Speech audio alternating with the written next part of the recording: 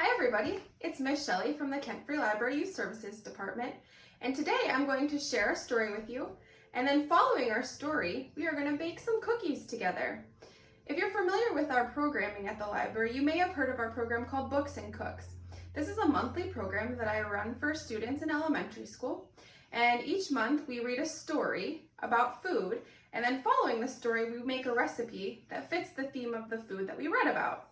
So today we're going to read about cookies, and then we'll make some chocolate chip cookies together. The first book that we're going to share is If You Give a Mouse a Cookie. This is by Laura Numeroff, and it's published by Scholastic, so we would like to say thank you to Scholastic for allowing us to share it with you online today. If you give a mouse a cookie, he's going to ask for a glass of milk. When you give him the milk, he'll probably ask you for a straw. Do you see the big straw? When he's finished, he'll ask for a napkin. Then he'll want to look in a mirror to make sure he doesn't have a milk mustache. When he's looking into the mirror, he might notice his hair needs a trim, so he'll probably ask for a pair of nail scissors. When he's finished giving himself a trim, he'll want a broom to sweep up. He'll start sweeping. He might get carried away and sweep every room in the house. He may even end up washing the floors as well. When he's done, he'll probably want to take a nap. You'll have to fix up a little box for him with a blanket and a pillow. He'll crawl in, make himself comfortable, and fluff the pillow a few times. He'll probably ask you to read him a story. So you'll read to him from one of your books, and he'll ask to see the pictures. When he looks at the pictures, he'll get so excited he'll want to draw one of his own. He'll ask for a paper and crayons. He'll draw a picture. There's the crayon he's using. Do you know what color this is? It's green. When the picture is finished, he'll want to sign his name with a pen. Then he'll want to hang his picture on your refrigerator, which means he'll need Scotch tape. He'll hang up his drawing and stand back to look at it. Looking at the refrigerator will remind him that he's thirsty. So he'll ask for a glass of milk. And chances are, if he asks for a glass of milk, he's going to want a cookie to go with it. The end. So now that we've read about cookies, let's go make some cookies. All right, so let's get started making our cookies. Those of you that come to Books and Cooks know that I always start things off by washing our hands, so I just washed my hands and dried them. Over here I have all of my ingredients laid out. The recipe that we're going to be following is just on the back of this Nestle Toll House chocolate chip package. If you don't have chocolate chips at home, you can use candies, M&Ms, peanut butter chips. You can alter this to what you have at home. So the ingredients that we're going to need today, we are going to be using baking soda, flour, sugar. I have my brown sugar in my canister, so brown sugar, vanilla, eggs, salt, and butter. So when you do cooking, you need to measure things. It's a science, like we always talk about when we do cooking with kids at the library. Part of the baking is getting the science and the measuring correct. So for starters, we need our brown sugar and our white sugar. So we've measured 3/4 of a cup of the brown sugar and 3/4 of a cup of the white sugar, and that's in this bowl. And we've got 2 sticks of butter. I only had salted butter on hand, so I'm using salted butter, but you can use unsalted.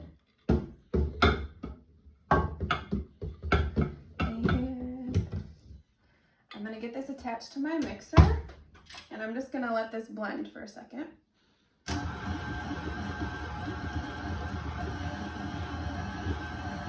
You can use a hand mixer if you have a hand mixer. You could probably use your hands to get it combined. You just want to make sure that you get it combined and it's a little bit sandy.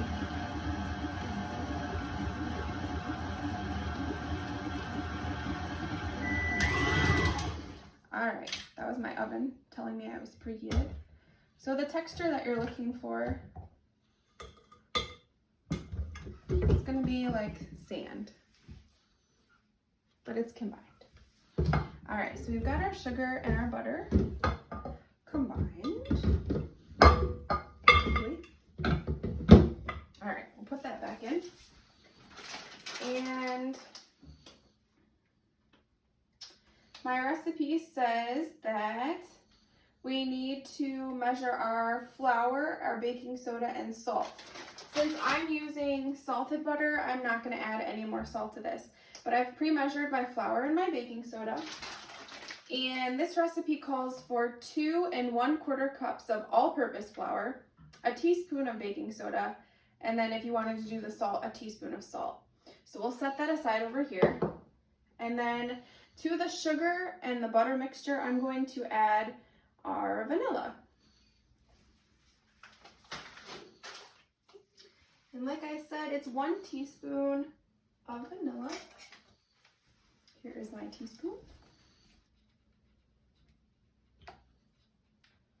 Just gonna pour that in like that.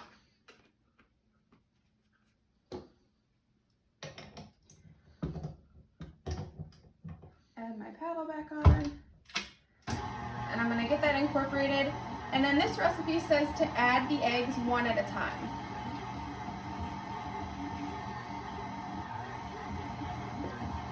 I'm gonna stop my mixer.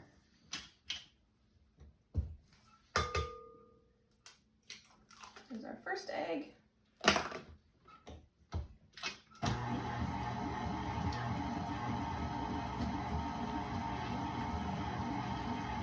Slow our mixer down. Add our second egg. And while that's incorporating, I'm gonna wash my hands again.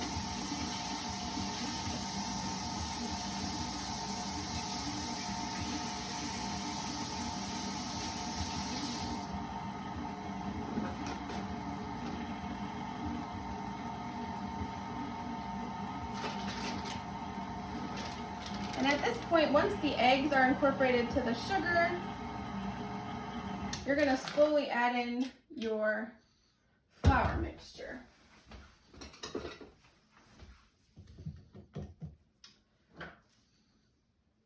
we're just going to do a little bit at a time.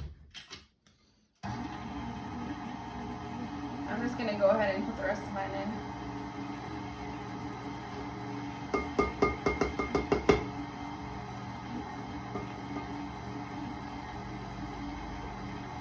A tip that I learned when I went to a baking class recently was about measuring flour. So a lot of times people just take their measuring cup and scoop it and then level it off with their finger or a knife.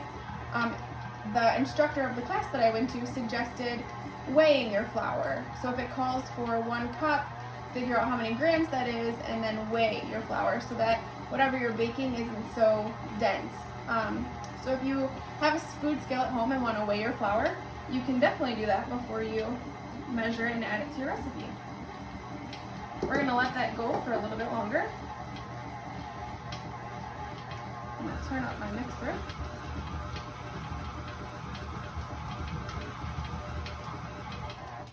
Scrape down the sides. And then once the flour is incorporated and you can no longer see the flour, you can take things off the mixer or your hand mixer.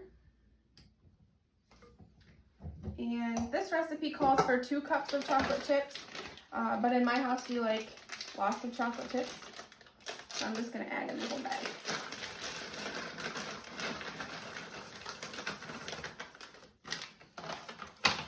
And then you can just use a spoon or an offset spatula to mix that in. And let me show you what the batter looks like when you get it all mixed up. So then the next thing that you're going to do is you're just going to use heaping tablespoons, or if you have a cookie scoop, you can use a cookie scoop. I always just use 2 spoons. And I have a Sil Pad, a non-stick pad that I put on my baking sheets, but you could use, if you have parchment paper, you can use that. Or you can just give it a little spray if you don't have anything to put on your pan. So then I just give a little scoop. And I put them on the pan. I fill up the pan and then I put it in the oven. Let's check and see. The oven should be at 375. So any kiddos that are doing this, make sure you talk to your grown-up about using the oven first or have them help you. This is a good activity to do together. So you're gonna put them on your pan and cook them for 9 to 11 minutes and let them cool on the baking sheet for about 2 minutes before you put them on the cooling rack. So there you have it. I hope everyone enjoys making and eating some chocolate chip cookies.